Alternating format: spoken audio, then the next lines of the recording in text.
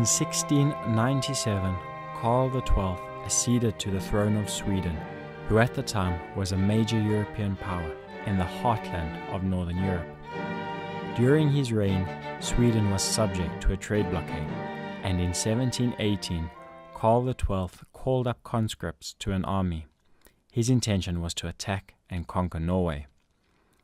The idea was to send the main body of the 40,000-strong army under the command of the king himself to southern Norway.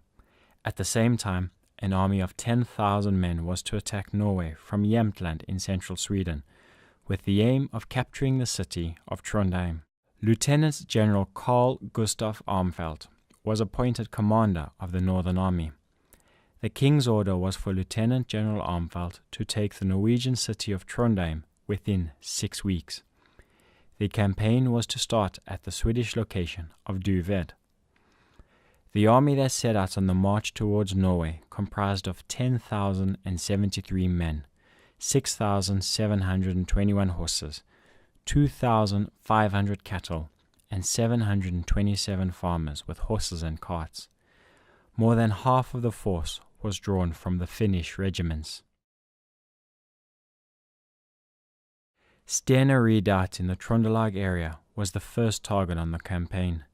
The road from Skarlstugen across Sul towards Stena was held by Norwegian units. In light of the blockade, Lieutenant General Armfeldt chose to take the lesser-known route over the mountains.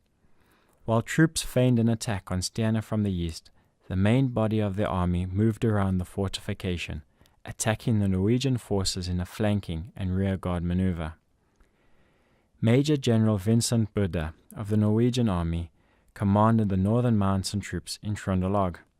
To avoid being trapped by the Swedish army, he ordered a quick retreat from the redoubts of Stena and Skåne, which the Swedish army were able to take without any significant losses.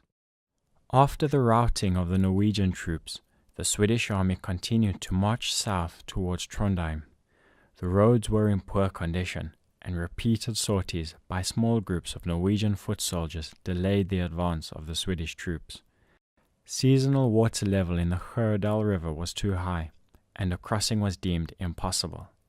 The soldiers were exposed to the cold, wet, hunger and disease, and the shortage of provisions was fast becoming a serious problem.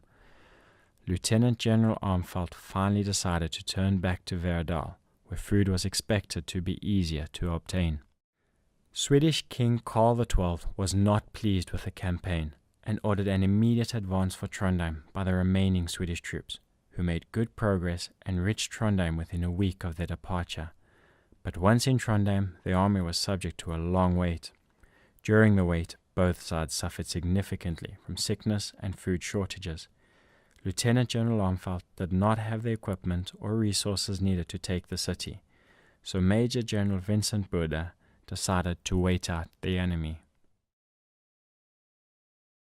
On November the 30th, King Karl XII was shot at the fortification of Fredriksten in southern Norway, bringing the war to an end.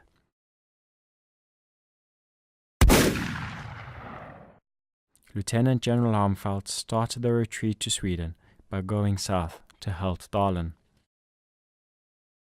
On Christmas Eve, the poorly clothed soldiers assembled at the small stave church at Heltdalen to celebrate the birth of Christ. They were suffering from the cold, and in desperation, the soldiers plundered the surrounding farms for anything that could be consumed or used to protect them from the relentless cold. The soldiers were retreating across Buckhammeren Mountains when a snowstorm struck, killing at least 200 men.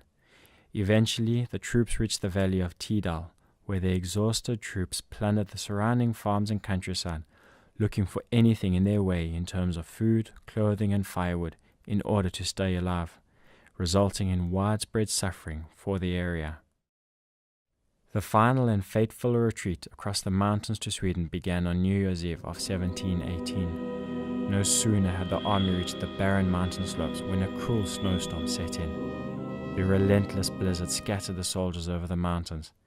It took 3 days for the first soldiers to reach Handal.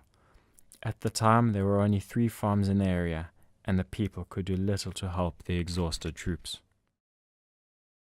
In total, 3,700 Swedish soldiers perished, 3,000 of them while crossing the mountain. The civilian population in Jämtland, as well as the Trøndelag region, also suffered significantly from starvation and disease as a result of the war.